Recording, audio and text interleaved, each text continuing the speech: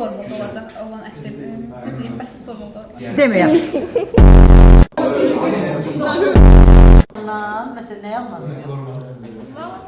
Ne demiştir? Rozmarin demiştir. Ha, ama Spirit yemin arkadaşlar. bizce damlısı necə pisi verir be? Bu diş ağrıyanda dişe derman koyuyorlar. Aha. Görün ağar nə ilənir? Mənim də birəyim olur. Utanmadın?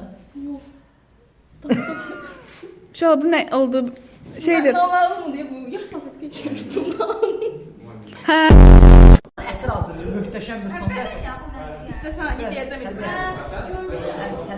Baba değil. Ay mənim bir dəqiqə gözləyim bir. Bu limon. Limon yazıldı. Bu da öyle. Bunlar bunu tutulur be. Tarix oxuyan uşaqlar. Gör, bizim hazırladığımız duxu bəyənmir. İşdiz? Bizimki təbiidir.